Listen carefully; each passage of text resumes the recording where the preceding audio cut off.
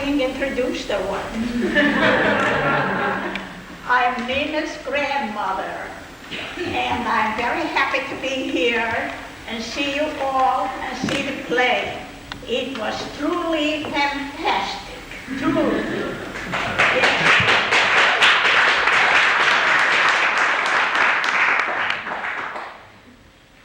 I was given 15 minutes time, but my story, I can try and make it in 10 minutes.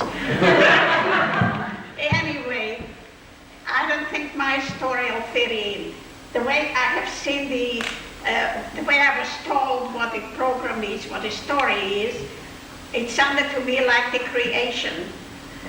And I thought I'll be talking about creation. Can you spend 10 minutes time? Do you listen? Yes. Otherwise I'll just say shalom.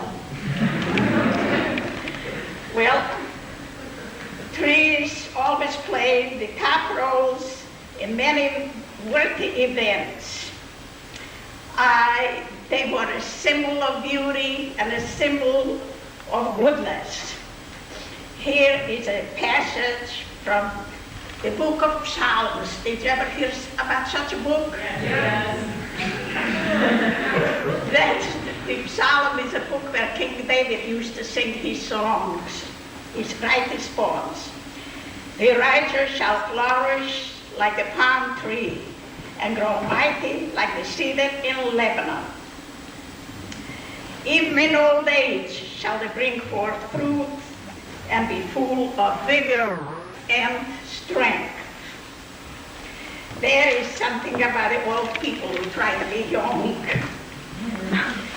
From the very beginning of creation, life, morale, and knowledge of good and bad depended on two trees, the tree of life and the tree of knowledge. They call it in Hebrew Etz HaChaim, Etz Hadat, the tree of life and the tree of knowledge.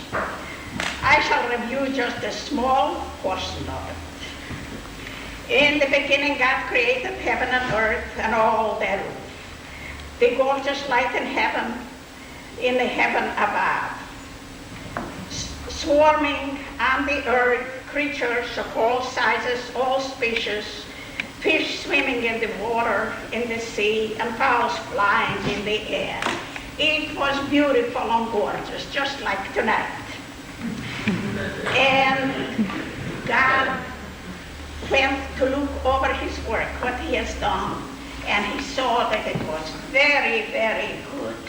But something was missing. Something was missing. So he talked to the angels. He said, let us make a man in our own image, in our own likeness, and they shall have dominion over the fish in the water, and over the fowls in heaven, over all living creatures on earth. And the angel said, man, human, oh, they will destroy all the beautiful work you, God, have created. The humans, they will want to swim like fish in the water. They will want to fly like birds in the air. They'll want to be as wise as the angels and reach up to heaven. And God said, yes, the humans will want to do that.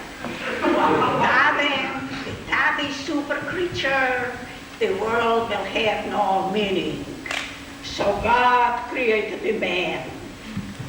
He called him Adam, from the Hebrew word Adamah, earth. And he said, it is not good for a man to be alone.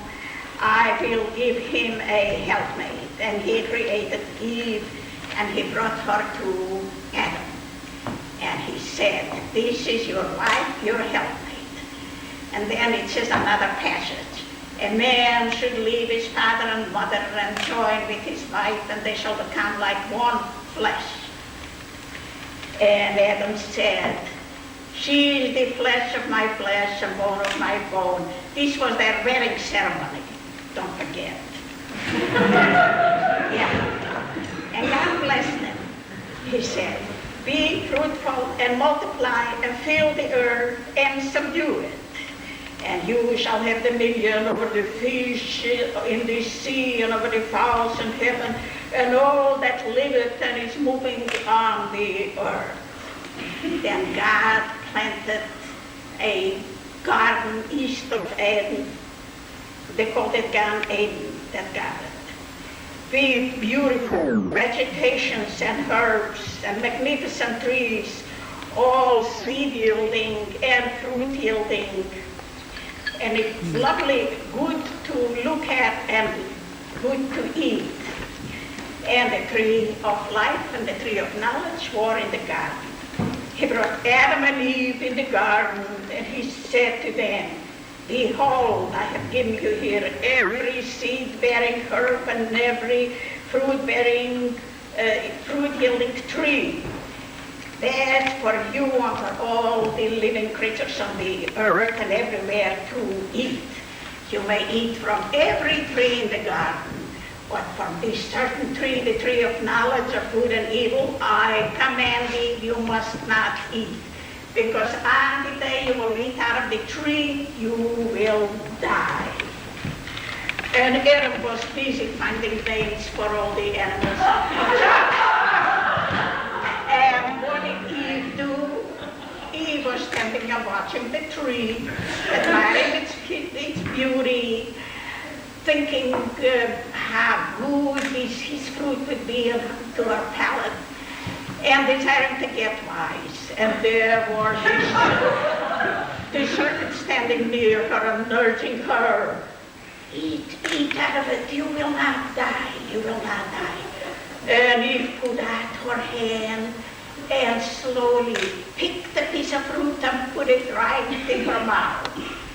And then she gave some to Adam. She said, if she dies, she doesn't want Adam to remain living.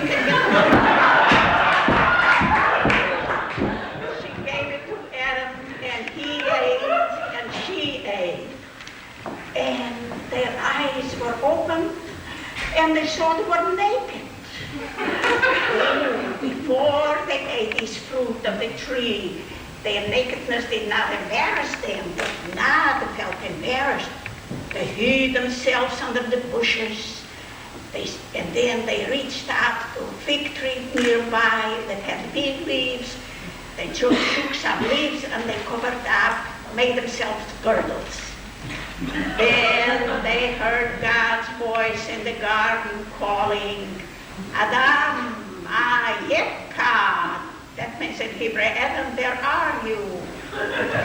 And Adam said, oh God, I have heard your voice in the garden, and I was afraid.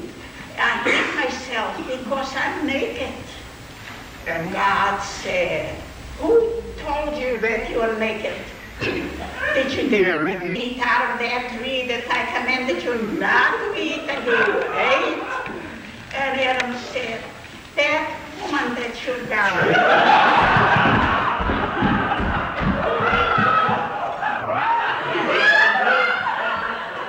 she gave it to me and I ate. Couldn't give the labels right. And God said, Eve, why did you do it, Eve? Why did you do it?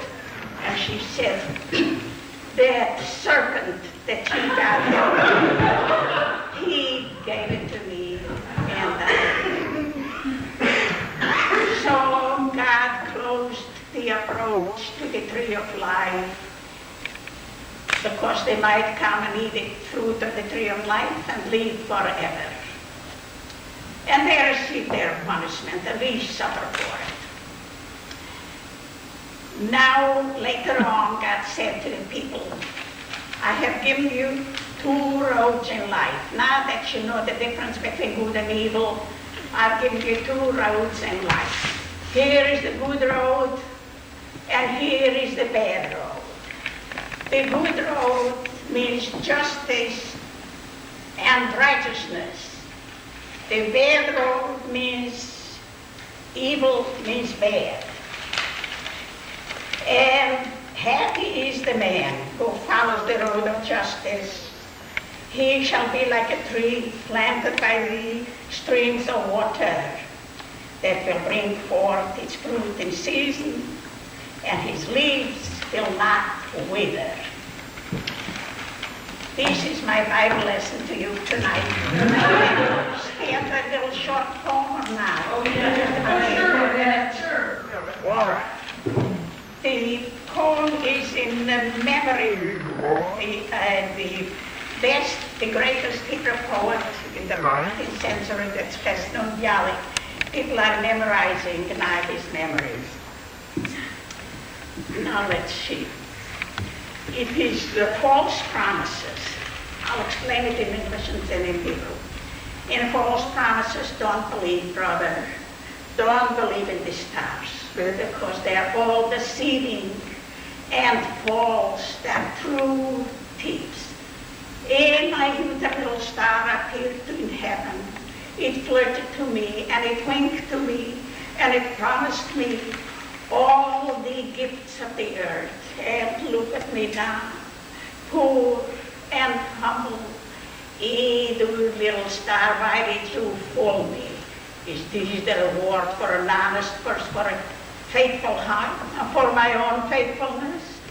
In false promises, don't believe, brother, because they're false and deceiving. True cannot.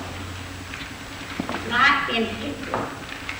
We have to hold short met het nun bialik. We have to hold short al tamenu bakochavim. Kiramayim he, vahanevim he, ganavim shebaganavim. Vinurayim lakochavli, mul beitieno kortza, uvrachot sholach limei ol, in bitkeza ha-kortza. ובין ערומים רומז לי, והבטיח שי עולמו. ורות, עד עתה, ראש אני ומסכן על אדמו. כוכב הפחפוס לא רמיתני, כאן זה הגמול לאמונת לב ולאמונתי עוני, והבטחות שוב. על פעמנו. אל תאמינו בכוכבים, כי רמאים הם, והנביאים הם, גם האבים שבגנבים, אמר סגנובים.